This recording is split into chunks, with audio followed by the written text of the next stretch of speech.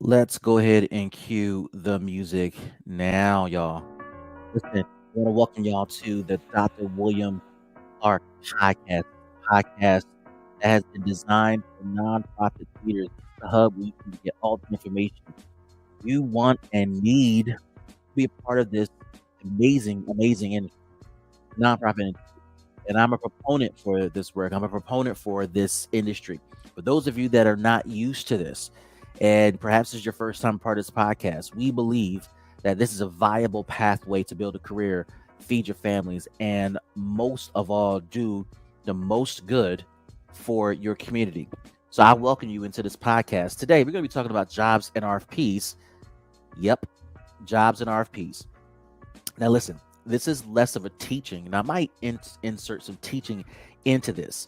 But what's more important is I'm going to be going over opportunities that I have found that may be available in your neck of the woods. I can't do it all. I can't do it all. But I'm going to do some review. I want to prep some of you for an opportunity that you've been looking for. Perhaps you've been looking for the right job, the right RFP for your current growing or already mature organization. You look for the next opportunity for fundraisers, grant writers, developers out there. Got something for you as well. CEOs and leaders got something for you as well. If you're an emerging leader and you're looking to understand how this business works, I might share some gems with you. This is the first time we're going to be doing this live on a podcast, so this is more of a reaction video. But I want to make sure that you get these particular resources in your repertoire. Before we get started, I want to invite you to register for our latest course, Fundraising Basics for Nonprofits. This is our latest and greatest fundraising basics for nonprofits. And I've been talking about this for some time. I want to share my screen if you're watching a video podcast. And so with this particular course, we have designed this course to make it easy for you to understand fundraising, to make it easy for you to put into practice the things that we talk about in this particular podcast. So I want you to register. Go to drwilliampclark.com. Let me turn this music down just a little bit so that y'all can hear me just fine. Now listen, on when you register for this course, here's the curriculum. We got 7 modules I want you to hear about. If you're listening to the podcast, I'm going to read them off. If you're watching, you can see them on the screen. Number 1, fundraising basics, what you should know before you start fundraising. Second module, developing a fundraising strategy. Third module, fundraising from performance. Fourth module, fundraising from relationships. Fifth module, building fundraising systems. Number 6, an overview of various revenue sources. And number 7, designing a program that attracts funders. Now, in addition to the curriculum that I have personally taught and provided in this particular course, we got some other resources that we have designed for you. Now, those resources include my book, Grant Writing 101. This book, you got to have this book. But guess what? It's a part of the course. You can buy it separately. Go to drwilliampclark.com, or you could just register for the course, Fundraising Basics for Nonprofits, and you can get access to this book for free as an additional add-on. There are discussion questions for you to go through with your personal leadership team, the team that you're leading and building. And you get to learn your fundraising style as well as a sample fundraising plan. Now, you can enroll in this course today for right now for $149. It's $149. Easy price. That may change. But as of this recording, $149.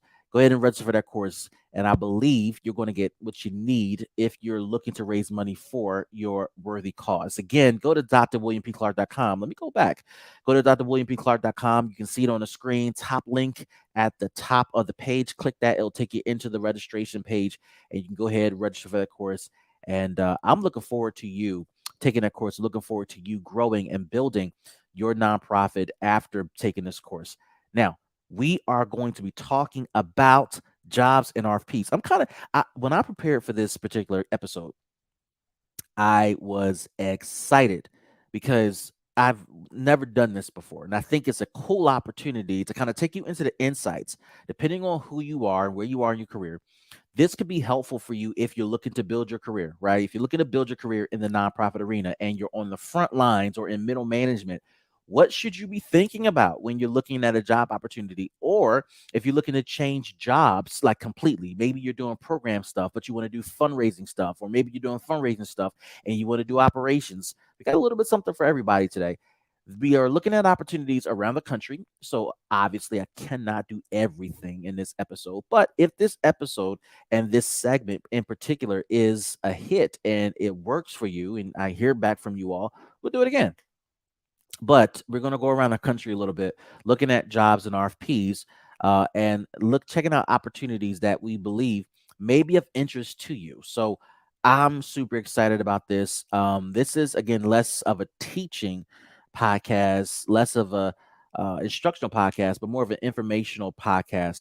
Um, I may drop some gems as I'm reviewing some of this stuff. So let's get started and see what happens. This first opportunity we have coming up here, it looks like it's with the Florida Wildlife Federation.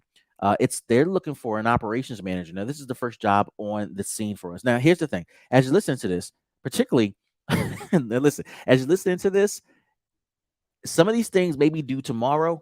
Some of these things may be due next week, next month. I don't know.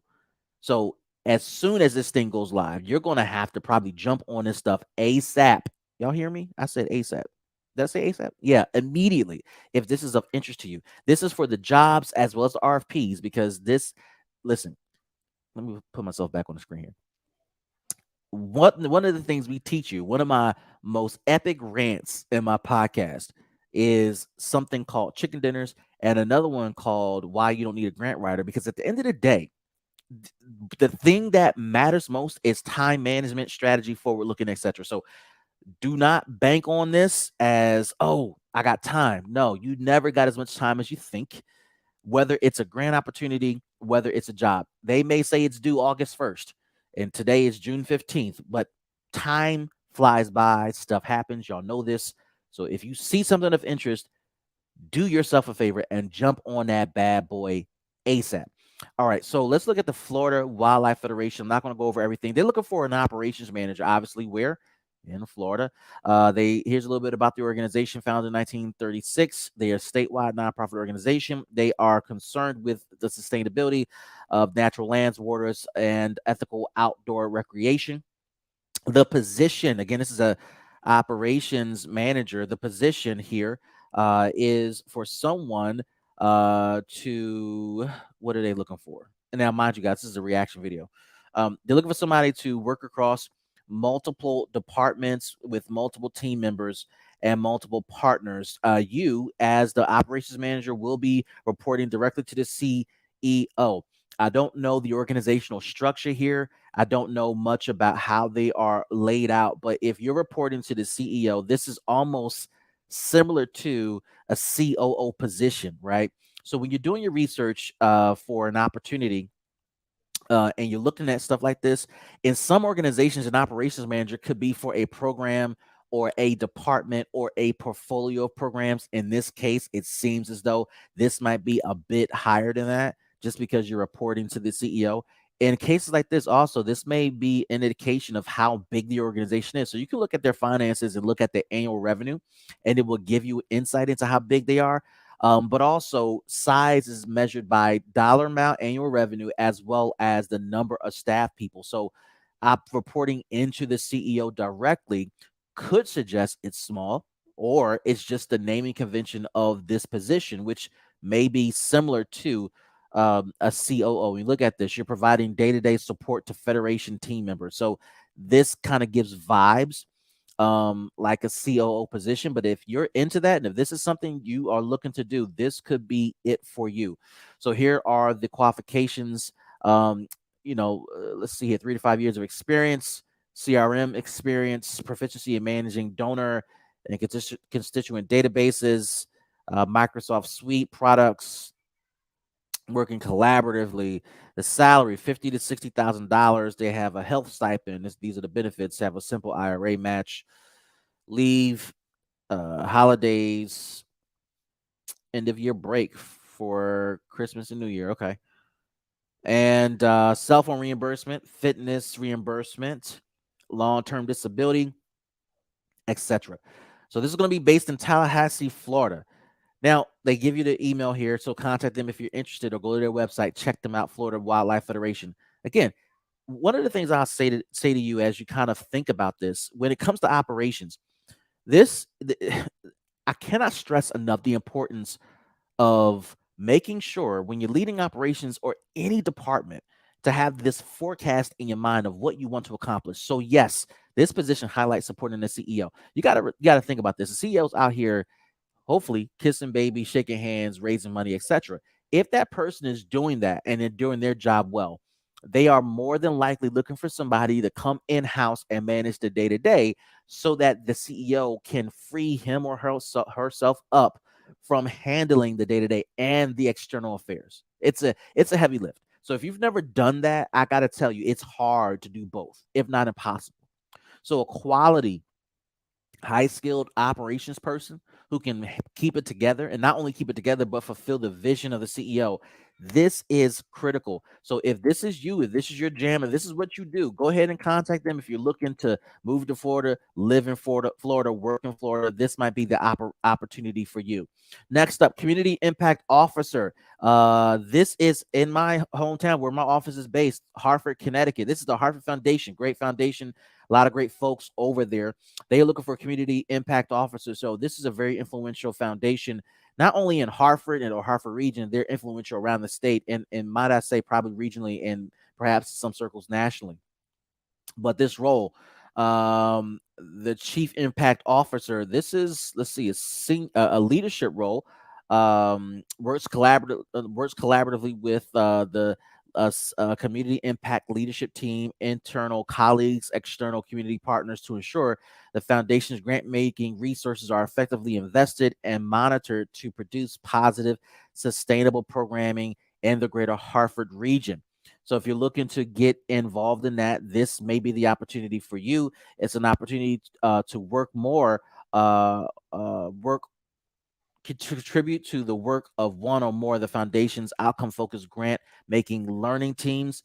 And so that's something to think about if you're looking to do some specific grant making work.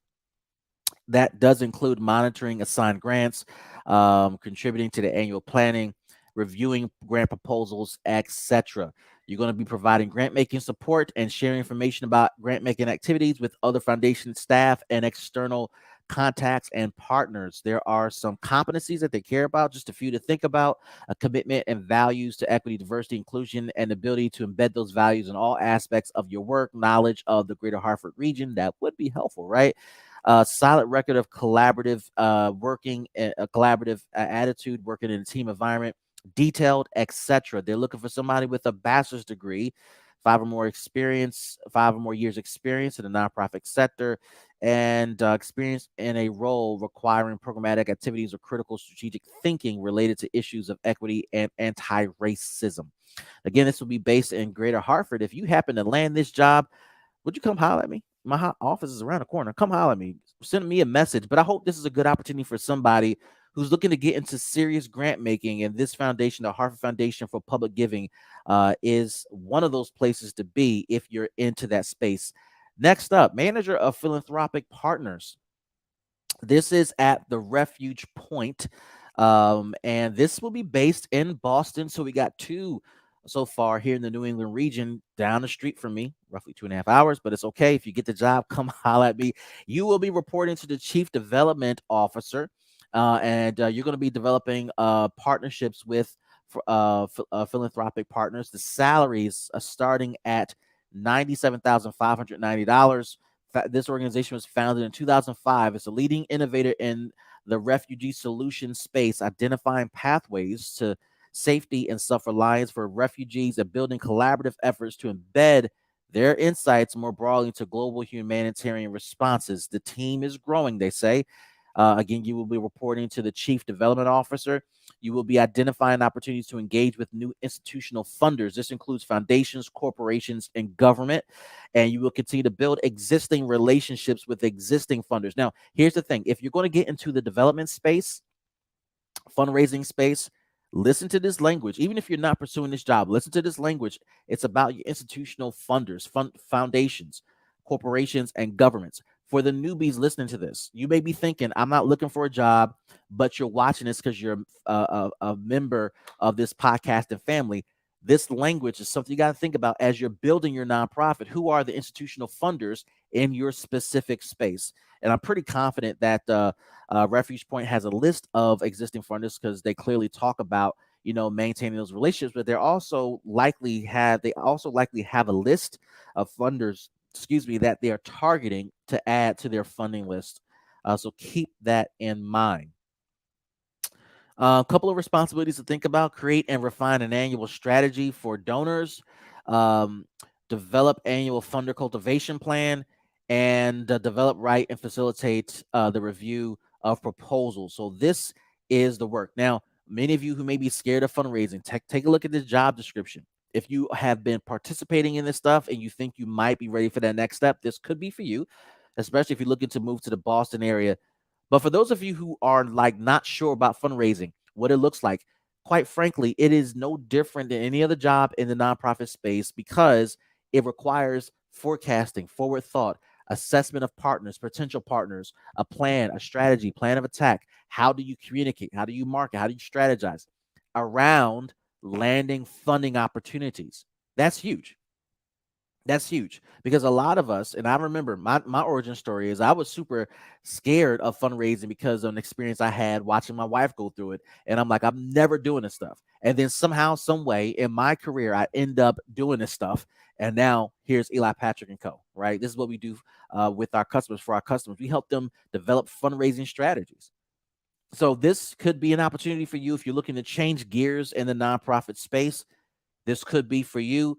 It's a couple of qualifications: 5+ years experience, excellent writing, editing, proofreading skills. That would be helpful, right? And familiarity with managing multiple funder relationships. This is giving strong vibes of relationship management for real. This is not simply, in my view, you sitting behind the desk and pushing paper. This is about you not only pushing paper, and I don't know if you're leading a team here. I didn't see that. Let me do a quick search here. Um, Part of a team, communications team. You're working with the coordination team, finance team, working independent with the team and staff cross. Yeah, so you may have team members that you are leading, but here's the thing: pushing paper is part of it, researching and finding opportunities is part of it. This gives vibes of you got to be out and about, building relationships, having coffee with potential funders, letting them know, hey, I'm here, I exist, I'm here to partner. And what do you have going on that might be a fit for what the Refuge Point is working on? So consider that as you're looking at this opportunity. They got some benefits here: 32 days of PTO combined with sick and vacation, 12 major holidays, flex working schedule, et cetera, et cetera. So check that out if that is an opportunity for you.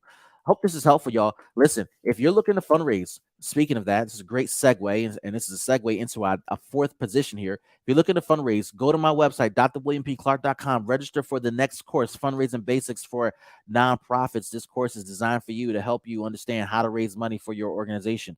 We got 7 modules in this particular curriculum, plus access to my book for free, Grant Writing 101 by me. And you have discussion questions that can help facilitate thoughtful conversations with your leadership team. Learn your fundraising style and your fundraising plan sample there.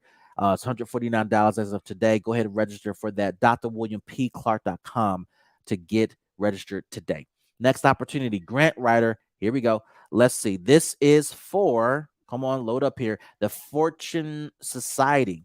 All right, the Fortune Society. They are based in New York. Looks like we're East Coast so far today. We went from Florida to Hartford to Boston. Now we're in New York. Salary range $65,000 to $75,000.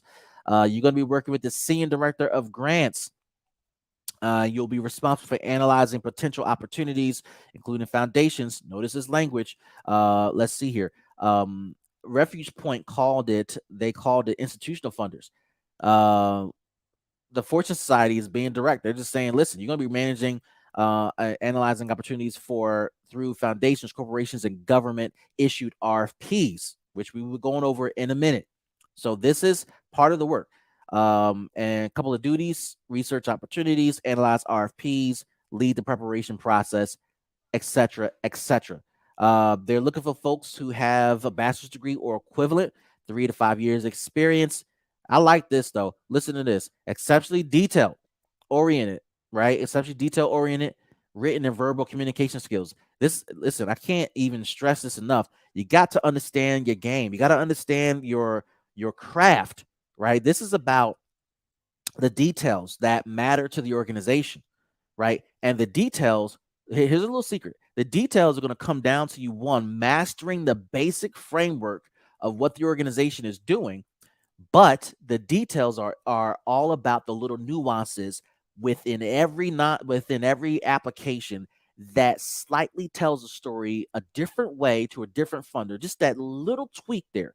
When you get settled in the job and you get a handle on the main content, it's those little tweaks that are going to make a difference. Love that. Got to have good research, analyzing skills, etc. So check them out. They do say travel may be required to the Harlem office for meetings and trainings. So if this is for you, if you're in the New York area or you're looking to move to the New York area, this may be an opportunity for you. $65,000 to $75,000. Here's our last opportunity. This is with Shop Mouse Press. I just want to see where they're located because I know we've been on the East Coast. Let's see here. Here's a website. Let's see. Let's go there really, really quick. Shop Mouse Press. They are located in Washington, D.C. So we got a full East Coast listing today. Sorry for my West Coast folks. But the Deputy Director of Development Operations, consistent with fundraising, reporting to the Executive Director, full-time, hybrid, on-site, etc., $90,000 to $100,000. Shop Mouse Press that is dedicated to centering and amplifying the voices of marginalized youth ages 12 plus via writing workshops, publications, public speaking opportunities. The position overview, they launched their strategic planning process in 2023. The Deputy Director of Development and Operations will work in close partnership with the ED, the Executive Director, to lead the 5-person team. So this is a small team to actualize the strategic plan and achieve goals. So the CEO, the Executive Director, and for those that aren't used to that language in the nonprofit world, you can be labeled a CEO or an Executive Director. In some cases, they may just call you the director. But this organization, they're looking for a good partner, a good leader, a good supporter, and somebody who can be helpful in working with the small team, have oversight responsibility of fundraising and operations, etc. This position, love this, is both strategic and tactical. So you got to be forward thinking, smart, creative, and you got to get your hands dirty, y'all. It's not about just pushing paper. It's not about being behind a computer screen. You got to get your hands dirty and be about that business, helping raise money for this worthy cause. You report to and work closely with the ED. So this is going to be full exposure, likely to the inner workings of the organization, because one, you're raising money, two, you're reporting to the ED, three, the team is small, and then four, you're going to see a lot, hear a lot, and you're going to have to figure out what do I do with that information that I'm hearing and seeing while thinking forwardly and thinking about tomorrow, and while being present today and getting my hands dirty. It can be tough, but that's part of the job. 40-hour work week, up to $100,000 in salary. Let's see here. They have some essential job responsibilities under leadership and strategy. They want you to set culture. They want you to understand storytelling and be a spokesperson for the organization. Makes tons of sense. Engage in strategic planning, other stuff. They want you to raise money from donors. We've covered some of that in the other positions. They want you to engage in marketing, communications. They also want you to do organizational ops and revenue tracking. Huge. Here's a little thing too. This is something that's been, that's a struggle for a lot of organizations where they successfully raise money, but they don't track money. One of the pain points I noticed over the years as I've worked in this business, in this industry, is that organizations have struggles with spending money down. And when it comes down to the last quarter, before the grant final report is due or before the fiscal year runs out, everybody wants to all of a sudden hire folks, spend money down, et cetera, because they want to give the impression that they have used the money and they don't want to have any leftover money that they have to give back. And they want to show that, hey, we used it. We need some more for next year. One of the things I've learned, and this is the theme today, y'all. This is the theme today. The theme today is plan, think ahead, forecast. Even with your revenue expenses from staff to supplies, you got to spend money every month or every quarter on time, on schedule, so you're not dealing with the rush of revenue expenditures at the end. That can be problematic, right? So please be thoughtful of that. And you're going to be engaged in some human resources and staffing issues. Um, they want you to have at least 8 years of experience, five of that being a track record of leading philanthropic revenue strategies and enthusiasm for fresh ideas. Love that. So you got to be creative, which makes sense because it's all about writing. And good. Now y'all speaking my language. Y'all trying to make me salivate here. Y'all talking my language. They want you to be creative. They want you to have enthusiasm for fresh ideas, and watch this, they want you to have masterful project management skills. Love that. Y'all know how to get me excited. That's stuff that really speaks to this podcast, what we care about, what we think is needed in this space. Professionalism, right? So if you got that and you want to change gears or advance your career in the DC area, this organization is Shop Mouse Press. Check them out. Now, I hope this was helpful. We got RFPs to go through. This is the other side of this work I want to talk about. But for those of you that are looking to engage with me and just connect with me for other resources and information, go to drwilliampclark.com. Again, it's drwilliampclark.com. So I have, let's see here.